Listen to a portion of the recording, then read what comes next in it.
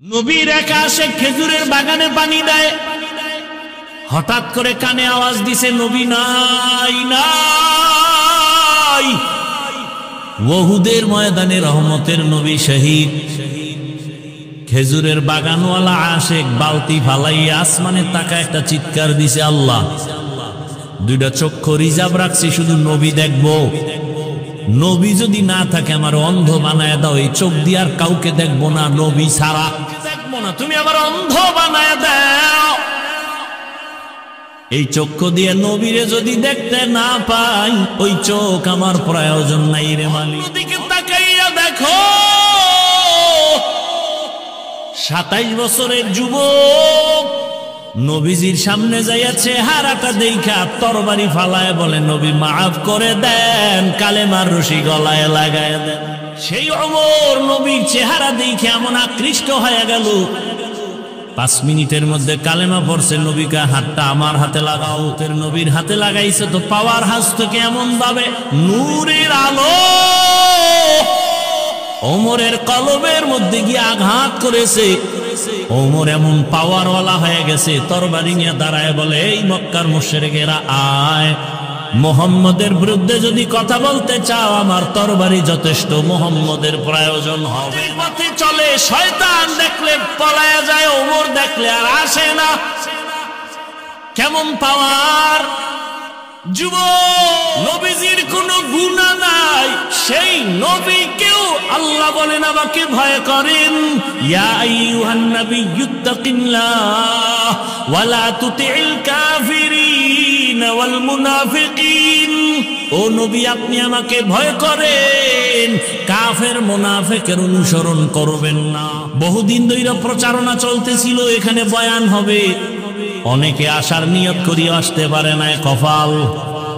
আর একদল আসছে ঠিক, কিন্তু প্যান্ডেলে ঢুকতে পারে নাই, দোকানপাটে ঘুরে ঘুরে আড্ডা দেয় আর কবিরা গুনাহ করে, এর নামও কপাল। আর একদল প্যান্ডেলে ঢুকছে কিন্তু তার কপালও বেশি সুবিধা না, গজবের মোবাইল সামনে নিয়ে কলবের দরজা বন্ধ করে রাখছে, কপাল। আর একদল মোনাজাতের আগে দৌড় মারবে বাড়িতে, ওরও কপাল। কারণ শয়তান চায় বয়ান শুন 6 ঘন্টা, তবে মোনাজাতটা দিবি না, কারণ মোনাজাত দিলে একজনের কান্না কবুল হয়ে গেলে সবার গুনাহ মাফ। এই সুযোগ আমি দিতে চাই না, আমি পইরে গেলে টেনশন নাই, কিন্তু আবু হানিফা যদি বইরা যায় জাতি লাইনচ্যুত হয়ে যাবে। উম্মতেরা পড়ে গেলে ভয় কি, কিন্তু একজন আলেম যদি লাইনচ্যুত হয়ে যায় উম্মত কোথায় যাবে? এই উম্মত আর নবী পাবে না, সাহাবা পাবে না, এই উম্মত উলামায়ে কেরামদের দিয়াই দিনের পথে চলবে। সেই আলেম যদি আজকে ঠিকমতো পর্দা না করে, মাওলানা দাবি করে, মুফতি দাবি করে, যদি সুন্নতের আমল না করে, ওই আলেমের অবস্থা যদি এত খারাপ হয়, উম্মতের অবস্থা কত খারাপ হবে। বড় কঠিন হালাতে আমরা জীবন চালাইতেছি, বড় দুঃখ। ওলামায়ে কেরামদের কে বলবে, কে বলবে? ও টুপিওয়ালা ওলামায়ে কেরাম লাফাইতেছো, কোন দিকে লাফাইতেছো, কোন দিকে দৌড়াইতেছো? হিসাব কইরা দৌড় দিও। শাইখুল হাদিস আল্লামা আজিজুল হক রাহমাতুল্লাহ আলাইহি তো কম দৌড়ায় নাই, মুফতি ফজলুল হক আমিনী রাহমাতুল্লাহ আলাইহি তো কম দৌড়ায় নাই। শুনো, চরমনের সৈয়দ ফজলুল করিম রাহমাতুল্লাহ আলাইহি তো কম দৌড়ায় নাই। হিসাব কইরা দৌড়াইও। শাইখুল হাদিস সাহেব দৌড়াইতে দৌড়াইতে কবরে গেলেন, কি পাইলো হিসাব মিলাও। মুফতি ফজলুল হক আমিনী রাহমাতুল্লাহ আলাইহি দৌড়াইয়া দৌড়াইয়া জীবন শেষ, কবরে গেলেন, ফলাফল কি পাইলো হিসাব মিলাও। দৌড় দেওয়ার আগে চিন্তা করবা আমার বাবায় দৌড়াইয়া কি পাইছে, আমি কি পাবো। তুমি দৌড়াবা কেন? তোমার পিছনে গোটা উম্মত দৌড়াবে, গোটা উম্মত তোমার দিকে দৌড়াবে। কোথায় পাবো আল্লাহওয়ালা, কোথায় পাবো শাইখুল হাদিস, কোথায় পাবো আল্লাহর প্রিয় বান্দা? ওখানেই আমরা যাব। উম্মতেরা উলামায়ে কেরামের পেছনে দৌড়াবে। উলামায়ে কেরাম কোনো বেনামাজি সুদখোরের পেছনে দৌড়াতে পারে না। উলামায়ে কেরাম এক না হওয়া পর্যন্ত জাতির কপাল খুলবে না, লিখে রাখো। অথচ আপনাদের পেছনে দৌড়াইতে দৌড়াইতে দৌড়াইতে খানা নাই, ঘুম নাই, বাড়ির চিন্তা নাই, ছেলে মেয়ের চিন্তা নাই, পরিবারের চিন্তা নাই, জীবন শেষ। ফজরের পরে বয়ান, জোহরের পরে বয়ান, আসরের পরে মাগরিবের পরে এত বয়ান, এত বয়ান। ও এলাকার মুসলমানেরা ভালো করে বুঝো, ধনীকে, গরিবকে, আলেমকে, মূর্খকে, ইমামকে, মুক্তাদিকে, ডাক্তারকে, রুগী কাফনে ঢুকলে সব এক হয়ে যাবে। কোন লাশ দেখে বোঝা যাবে না এটা হুজুরের লাশ, এটা ডাক্তারের লাশ, এটা রুগীর লাশ।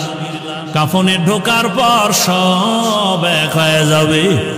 আপনার আল্লাহ, আমার আল্লাহ এক, নবী এক, কোরআন এক, কাবা এক, ধর্ম এক, কালেমা এক। তাহলে আপনার আমার লেবাস পোশাক কেন আলাদা হবে? পোশাকটাও তো এক হওয়া দরকার। ও বাবা, আপনার এত বয়ান করা লাগবে কেন? অথচ আপনার পেছনে সময় দিতে দিতে পুরো বছর শেষ হয়ে গেল, বৃষ্টি নাই, রৌদ্র নাই, দৌড়াচ্ছি শুধু আমি একা। হাজার হাজার ওলামা পায়ে হাত রেখে বলবো, তাড়াতাড়ি নবীর তরিকার মালা গলায় লাগাও। কয়দিন আর বাহাদুরি করবা? চোখের সামনে লাশ আর লাশ, গাড়ির নিচে যুবকের লাশ, পানির মধ্যে যুবকের লাশ, ঘুমের বিছানায় যুবকের লাশ। ও আল্লাহর বান্দারা, দুনিয়াটা কিছুই না। এই যে এতক্ষণ চিল্লাইয়া বয়ান শুনাইলাম, একবারও কিন্তু বলি নাই আমার মতো পাঁচকল্লি লাগাও। বলছি? একবারও বলি না আমি কওমি মাদ্রাসার সন্তান, তুমি কওমি মাদ্রাসায় যাও। আমি তাবলীগের লাইনের সন্তান, আমি পীরের মুরিদ, তুমিও তাবলীগে যাও, পীরের কাছে যাও। একবারও বলি নাই। বরং আমার কলিজার যুবক বাবাদের বলবো, তুমি স্কুলে পড়ো আলহামদুলিল্লাহ, কলেজে পড়ো আলহামদুলিল্লাহ, আলিয়ায় পড়ো আলহামদুলিল্লাহ, তুমি চাকরি করো আলহামদুলিল্লাহ, ব্যবসা করো আলহামদুলিল্লাহ। আমি তোমাকে একবারও বলবো না হুজুর হও, বরং আমি দোয়া করে যাচ্ছি তুমি ডাক্তার হও, ইঞ্জিনিয়ার হও, প্রফেসর হও, একজন সাংবাদিক হও, ওসি ডিসি এসপি হও। তবে ছোট একটা দাবি আমার, বেয়াদব হইও না রে বাবা। বান্দা, তোমার জীবনে কলবের মধ্যে আলো লাগবে, আলো। নূরুন আলা নূর, তোমার কলবের ভেতরে আলো লাগাও। একটা হলো জাহিরি আলো, আর একটা বাতিনি আলো লাগবে। জাহিরি আলো আল্লাহওয়ালাদের নেক নজর, আল্লাহওয়ালাদের নজর যার দিকে যত বেশি লাগবে, তার কথার ভিতরে রুহানিয়তের কালার বেড়ে যাবে, তার কথার মধ্যে কালার বেড়ে যাবে, কথার রং ঢং আলাদা হবে। তবে মজা বাড়ানোর জন্য লাগবে মালিকের গোপন রাতের নজর। আমার মাওলা কুদরতের নজর দেওয়ার জন্য প্রতিদিন প্রথম আসমানে হাজির। সময় আছে তওবা করেন, আল্লাহকে ডাকেন আর বলেন, হে মালিক, জীবনে তো কম বেপরদায় চলি নাই, আর বেপরদায় চলবো না, নামাজ ছাড়বো না, মোবাইলে সময় নষ্ট করব না, স্বামীর মাল খেয়ানত করব, মাল হেফাজত করব, নামাজ পড়ব, সন্তানগুলোকে আদর্শওয়ালা বানানোর মেহনত করব। এখন যদি তওবা করে নেন, দরজা খুলিয়া যাবে। ও আমার কলিজার যুবক বাবারা, কয়দিন আর দুনিয়ায় যৌবনের বাহাদুরি করবা? মনে চাইছে দাড়ি কাটছো, মনে চাইছে নামাজ ছাড়ছো, কম শখ মিটাইয়া তো গুনাহ কম করো নাই।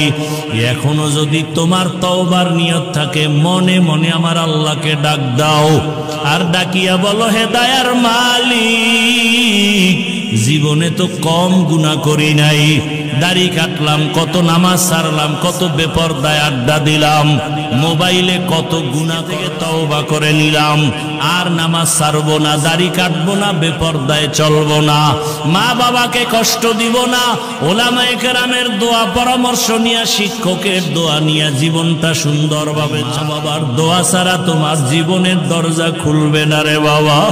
আজকে যার মা নাই, তার কাছে গিয়া দেখো মা কত ধন, যার বাবা নাই তার কলিজাটা ফেটে যায়। সবাই ঈদের নামাজ পড়িয়া বাড়ি আনন্দ করে দৌড়ায়, আর এক যুবক কবরের কিনারায় দাঁড়ায় কান্না করে।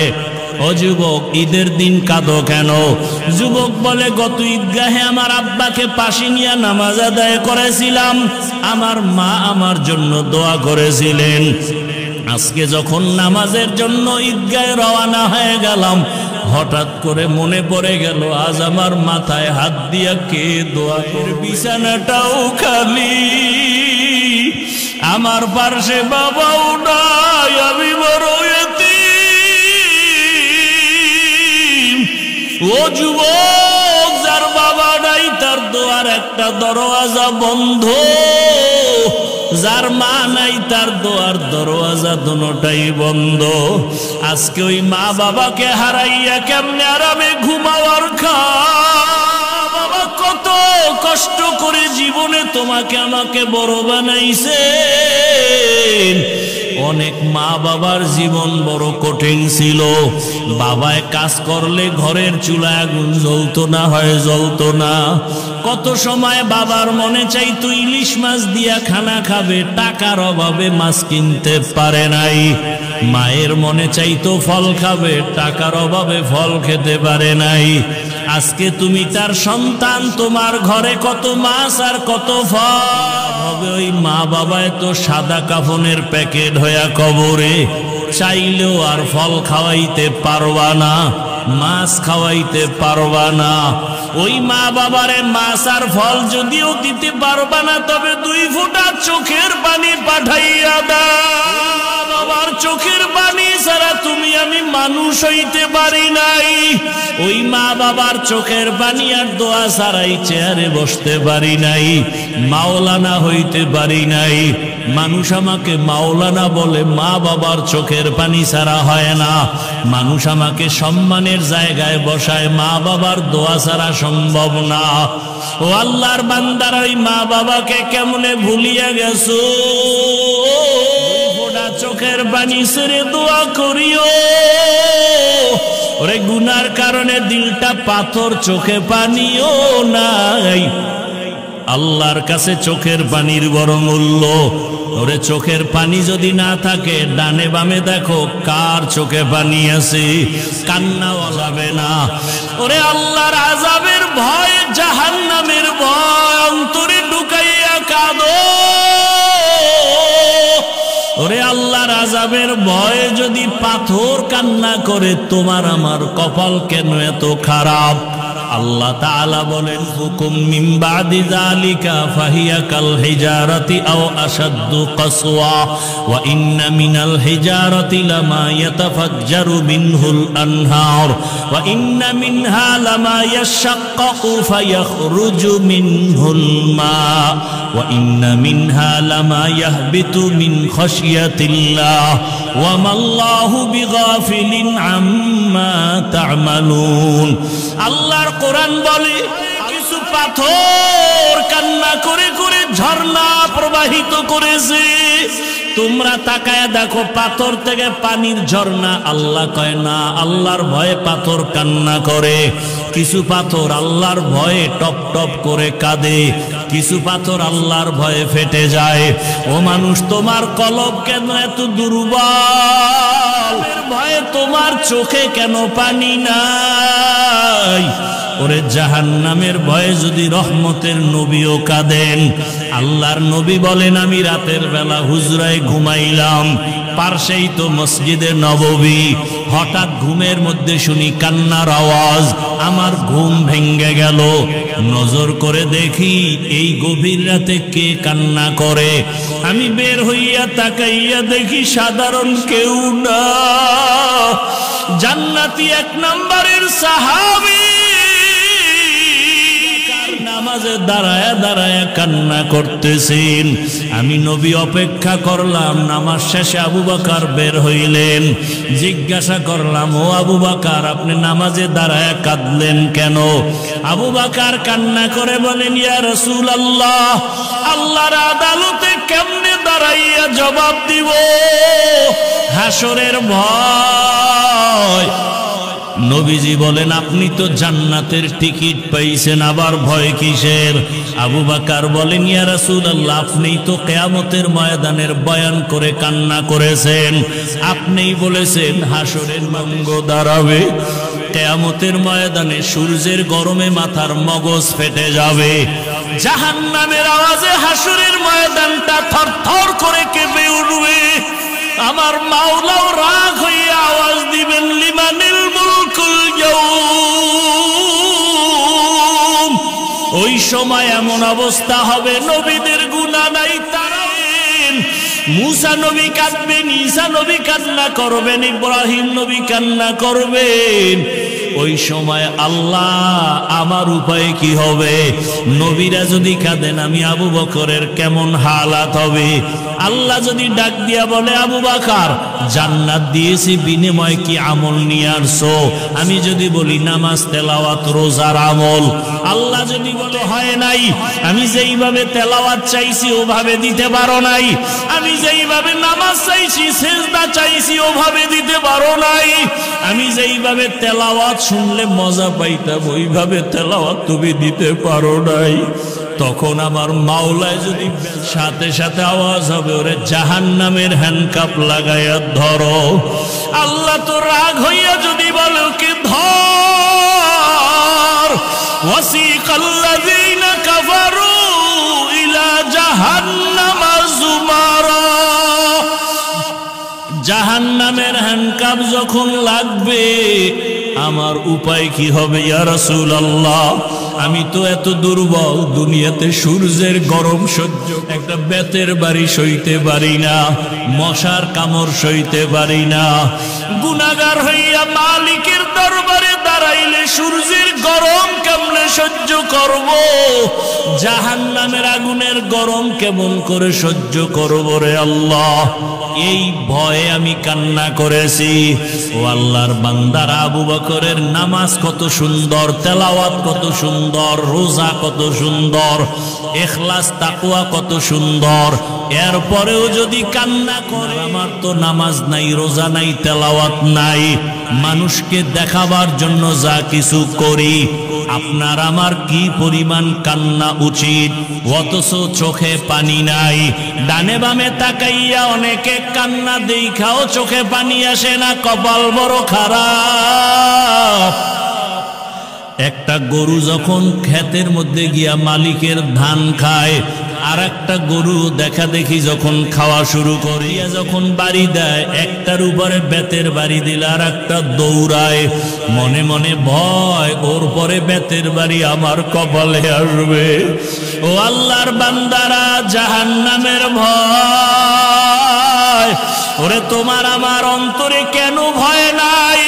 ওরে আলেম ওলামারা যদি তোমার আমার পার্শ্বে চোখের পানি ছেড়ে কাঁদেন, সাহাবায়ে কেরামের কান্না যদি হয়, তাহলে তুমি আমি কেন জাহান্নামের ভয় না? কপাল বুঝি খারাপ। ওরে মাওলানা হয়েছি ঠিক, তবে মানুষ এখনো হইতে পারি নাই। আল্লাহর কাছে দোয়া করো, চোখের পানি ছাড়ো, যদি কান্নাওয়ালা কেউ থাকে তার কাছে দোয়া চাও, আল্লাহর কাছে তওবা করো। ও যুবক বাবারা, পায়ে হাত রেখে বলি, তওবা করো, আর দাড়ি কাটিয়া নবীরে কাঁদাইও না, নামাজ ছাড়িয়া আর আল্লাহকে বেজার করিও না। আল্লাহ আমাদের সবাইকে তওবাওয়ালা জিন্দেগি, আমাদেরকে কান্নাওয়ালা চক্ষু দান করেন, আল্লাহ আমাদেরকে জিকিরওয়ালা জিহ্বা দান করেন, আখিরাতের ফিকিরওয়ালা কলব দান করেন। আল্লাহ আমাদের এই ময়দানকে কবুল করে নেন। আয় আল্লাহ, আমাদের সবাইকে জীবনের গুনাহমুক্ত করে দেন। আল্লাহ আমাদের সবাইকে আপনার গোলাম হিসাবে কবুল করেন, আমিন।